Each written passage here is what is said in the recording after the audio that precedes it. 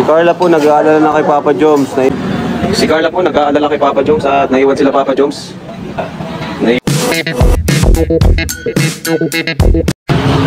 Wow. At dito niyo makikita ang lahat. Mabilis lang, quick live lang. Bye-bye.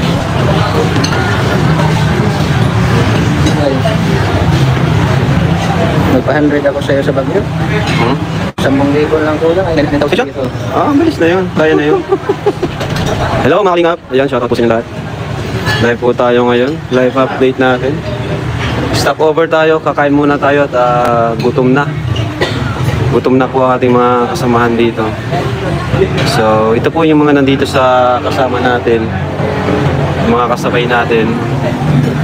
Dahil si Biancy at Edo na kina Kuya Bal, no? Na-late po kasi sila. Si Edo at si Biancy na late, so kina Kuya Bal sila. Nagkataon naman ay sila Kuya Bal di pa umaalis.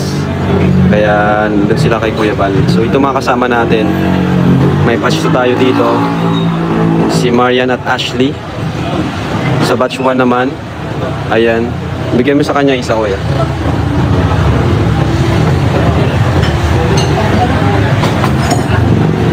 Ayan.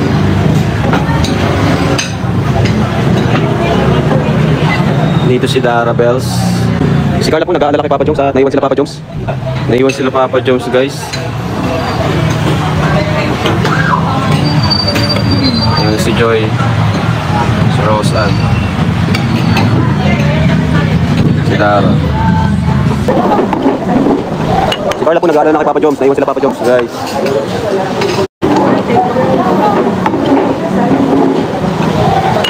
Si Carla po nag-aalala na kay Papa Joms. Naiwan sila Papa Joms, guys.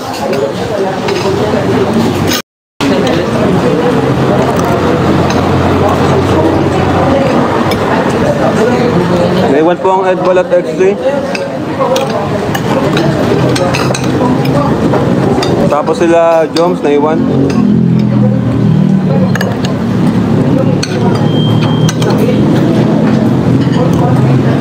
Si Carla. Si Jomar lang po yung nakahiwalay. Nandun po sila sa kina Kuya Nel. Sa nirentahan nilang van.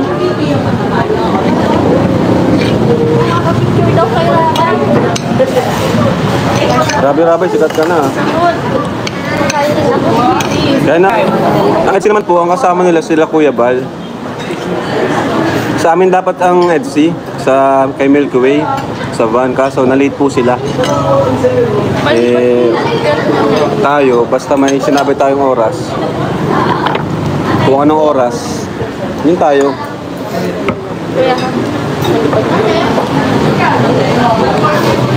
Hindi porke ay wala tayong dito, walang special sa atin. Kung anong oras tayo alis, kung ano yung pinag-usapan, yun po. Kina Kuya Bal po sila nakasabay, sila Biancy.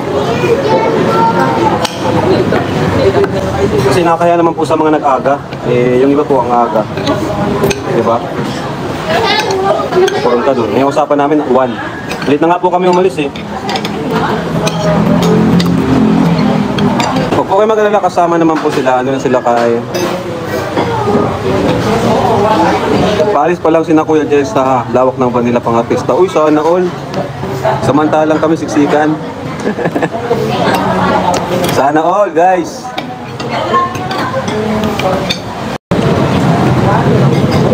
Bakit ang SC magkasama ang Jompa pinaghiwalay nyo? Bakit? Hindi po sila pinagsama ang EDC. Nagkataon lang na na-late po sila, kaya naiwan po sila.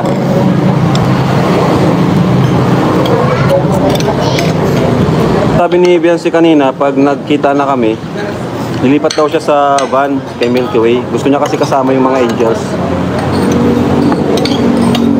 Nag-chat na po siya kay Grace.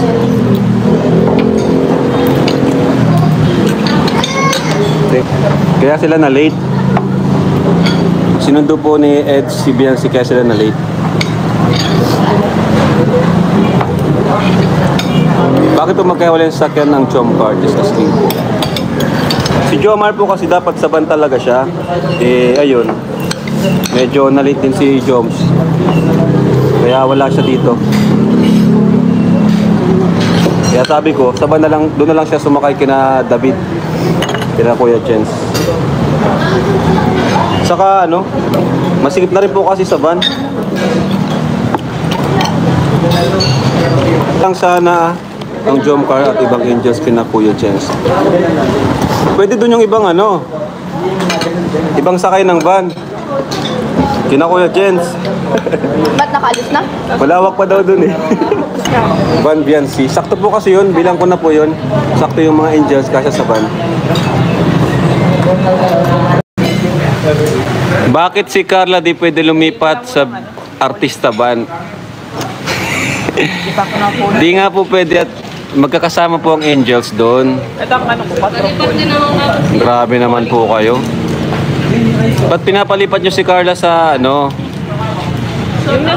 Eh, ang pangit naman po kung paghiwalay natin yung mga Kalingap Angels. Lang effect. Pasok ka din na. Pasok ka pa din. Si Jomar na lang ilipat doon sa van. Palipatin si Jom sa ano? Sa kay Milky Way. Ayan, sabihin mo. Kahit malamig. Malamig. Masyado niya naman pong pinaghihiwalay ang ano eh. Ang Kalingap Angels. Pag hinawalay niyo po kasi ang Jomcar, diyan magsisimula ang issue. Sabihin na naman yan, may sariling mundo ang Jomcar. Diba? Tayo po ay, syempre bilang leader, iniisip din natin yung mga mangyayari. Alam ko na po yan ay, kabisado ko na po yan ay. Si Carla na naman dyan ang mapapasama. Si Carla na naman dyan ang mababash pag hiniwalay ang Jomcar. Sabihin, may sariling mundo sila. Diba? Salip na sama-sama sila. May barya ka? Huwag niyo pong ano eh, huwag niyo naman po silang alam ko na po ang dapat gawin.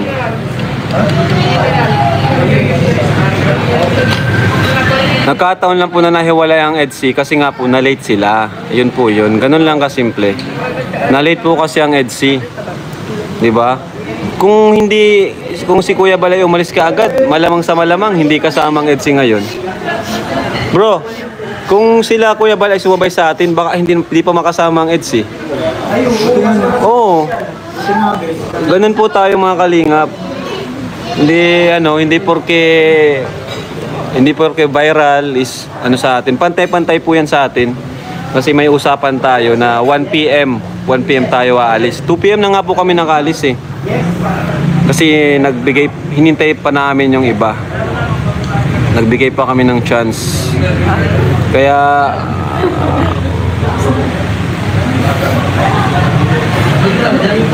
pero okay lang naman po kasi naintindihan naman natin na malayo sina Biancy, di ba? At si Edo.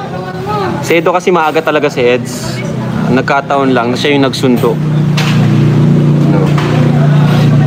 Pero sana next time, ano tayo sa oras kasi may hinahabol tayong oras eh. Ayaw nating, ang kawawa kasi dito mga Kalingap, yung driver. Pag inabot tayo ng madaling araw, driver, antukin po yan. Eh gusto natin makarating tayo bago magliwanag kahit mga 4 AM, 5 AM. Kasi pag mga abutin tayo ng 6 AM, 7 AM, nakakantok na po sobra. Eh kulang tayo sa driver. Si Kuya Bobby hindi sumama. Yan. Nasa si Kuya ano? Pag sabihan mo si Kuya Bobby di sumama. Jomcar 400. O di pag pinagsama nyo yan, may 800 na. Ganun dapat. Comment po kayo, bawa Jomcar kayo, fan kayo ng Jomcar. Comment kayo doon, from Jomcar, support ko ang EDSI. Yan, para alam din ng EDSI. Ang EDSI naman, comment doon sa Jomcar, from EDSI fan here, support ko ang Jomcar. Yun, para may pagkakaisa tayo, no? Ganun na lang. Ganun na lang po ang gawin. Halimbawa, ay fan kayo ng tayo. Huwag niyong i-bash ang Jomcar. Huwag pong i-bash ang Jomcar.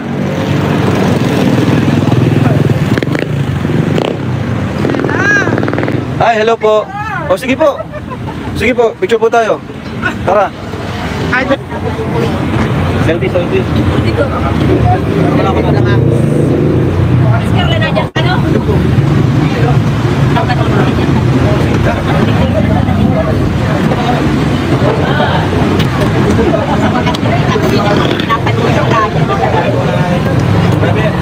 Solid supporter po na.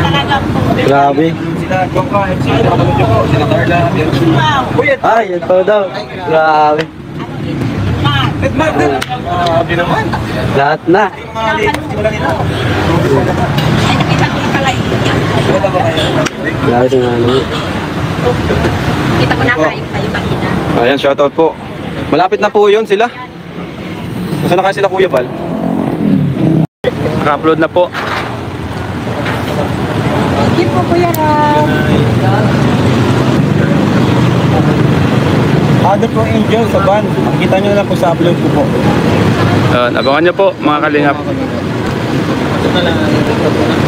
Ha?